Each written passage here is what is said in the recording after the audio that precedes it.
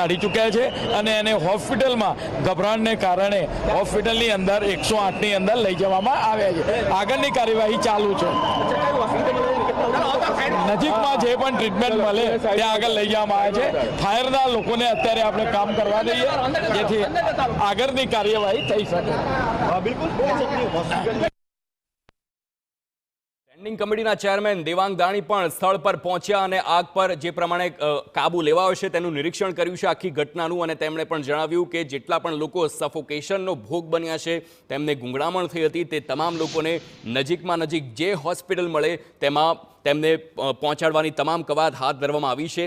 તો સ્ટેન્ડિંગ કમિટીના ચેરમેન દેવાંગ દાણી પણ હાલ સ્થળ પર પહોંચ્યા હતા અને તેમણે પણ આખી ઘટનાનું નિરીક્ષણ કર્યું હતું અને તેમણે પણ જણાવ્યું છે કે ટૂંક જ સમયમાં આગ પર સંપૂર્ણપણે કાબુ લઈ શકાશે, પરંતુ હાલ આ ખૂબ જ ગંભીર ઘટના માનવામાં આવી રહી છે, કારણ કે 22 માળનું હાઈરાઇઝ બિલ્ડિંગ છે અને હાઈરાઇઝ બિલ્ડિંગના 8મા માળે જે પ્રમાણે આગ લાગી હતી, એક બાદ એક તમામ આખા ફ્લોર્સને ખાલી કરવામાં આવ્યા અને ત્યારબાદ જેટલા લોકો આગમાં ફસાયા હતા તેની ઉપરના ફ્લોરમાં કે તેની નીચેના ફ્લોરના એ તમામ લોકોને ધીમે ધીમે કરીને રેસ્ક્યુ કરવામાં આવી રહ્યું છે.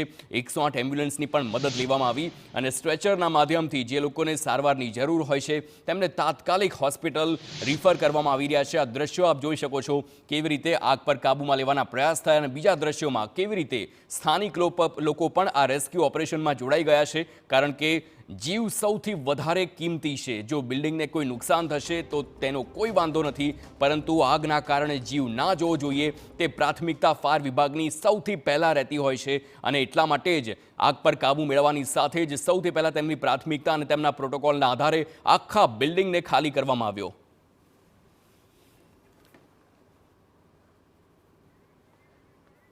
તો સ્ટેન્ડિંગ કમિટીના ચેરમેન દેવાંગ દાણી ખુદ ફોન લાઈન પર છે. સર, આપનું TV9 પર સ્વાગત છે. હાલ જે પ્રમાણે આગની ઘટના બની છે, કોઈ જાનહાનિના સમાચાર? એમ બ્લોકની અંદર 8મા માળે શોર્ટ સર્કિટ અથવા તો કોઈ ચોક્કસ કારણસર આગ લાગી છે. એને ફાયરની ટીમે બુઝાવવાની કામગીરી ચાલી રહી છે અને ગભરામણના કારણે 7 થી 8 લોકોને હોસ્પિટલાઇઝ કરવામાં આવ્યા છે. સાહેબ, જે પ્રમાણે આગ લાગી હતી, આજે દેવ દિવાળીની રાત પણ છે, પ્રાથમિક તારણ શું છે? આગ કેવી રીતે લાગી છે એ ચોક્કસ જાણવા માટેનો પ્રયત્ન કરી રહ્યા છે. હાલ અત્યારે તો પહેલી પ્રાયોરિટી કોઈ વધારે બંધ ના થાય, ઇન્જર ના થાય એ માટેનો પહેલો પ્રયત્ન ફાયર વિભાગની ટીમ બધાને રેસ્ક્યુ કરીને બહાર કાઢી રહી છે. અચ્છા, એમ બ્લોકમાં જે પ્રમાણે આગ લાગી હતી, આગ પર શું સંપૂર્ણ કાબુ લઈ લેવાયો છે? આગ પર કાબુ તો લઈ લેવામાં આવ્યો છે, પરંતુ જે ધુમાડા નીકળી રહ્યા છે એને પરિણામે ગભરાટના કારણે બરાબર લોકોમાં પેલો અસમંજસ છે, એના કારણે બરાબર એ લોકોને રેસ્ક્યુ કરીને બહાર કાઢવામાં આવી રહ્યા છે. અચ્છા, આ આખું 22 માળનું બિલ્ડિંગ છે, ફાયર સેફટીનો કોઈ અભાવ જોવા મળ્યો તો બિલ્ડિંગમાં? હેલો જી સર, આખું 22 માળનું બિલ્ડિંગ છે ઇસ્કોન પ્લેટિનમનું, તેમાં ફાયર સેફટીનો અભાવ હતો કે ફાયરની સંપૂર્ણ સુવિધા હતી? ફાયર સેફટીની ટીમ અત્યારે હાલ કામગીરી કરી રહી છે. એ પછીનો મુદ્દો છે કે શાના કારણે બરાબર અત્યારે ફાયરના જવાનો અમારા કોર્પોરેશનના અને મેડિકલની ટીમ અહીંયા આગળ હાજર છે. એમ્બ્યુલન્સ દ્વારા એ લોકોને સારવાર પણ આપવામાં આવી રહી છે. બિલકુલ બિલકુલ, આપ TV9 સાથે જોડાયા તે બદલ આભાર.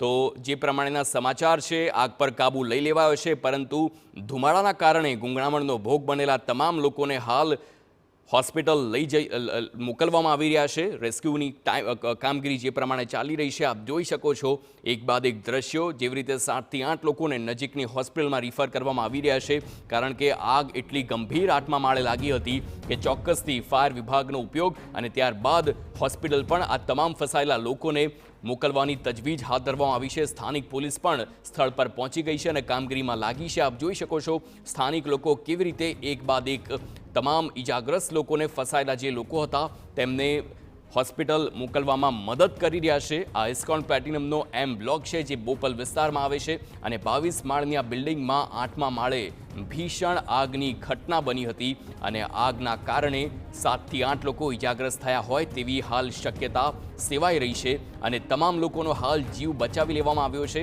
અને નાની મોટી ઈજાના કારણે તમામને હોસ્પિટલ રિફર કરવામાં આવી રહ્યા છે અને હાલ જે પ્રમાણે 15 જેટલી ગાડીઓ સ્થળ પર પહોંચી હતી ફાયર વિભાગની, એ તમામ ફાયર વિભાગનો ઉપયોગ કરી આગ પર કાબૂ મેળવવામાં સફળતા મળી છે. હવે બે વાત છે, એક તો બિલ્ડિંગમાં શું ફાયર સેફટીના સાધનો પૂરતા હતા કે નહીં તે પણ તપાસનો વિષય છે, પરંતુ ફાયર અધિકારીએ જે પ્રમાણે જણાવ્યું હતું કે ફાયર સેફટીના પૂરતા સાધનો છે, છતાં તે તપાસનો વિષય છે, જે આવનારા સમયમાં FSLની ટીમ તપાસ હાથ ધરશે.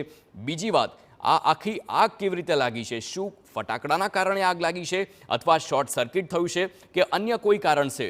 એ તમામને ધ્યાન રાખવામાં આવશે અને તેની પણ તપાસ FSLની ટીમ દ્વારા પછીથી કરવામાં આવશે. પરંતુ જે પ્રમાણે દેવાંગ દાણીએ પણ જણાવ્યું છે, હાલ પ્રાથમિક જરૂરિયાત એ છે કે આગ પર કાબૂમાં લઈને તમામનો જીવ બચાવી હોસ્પિટલ લઈ જવામાં આવે.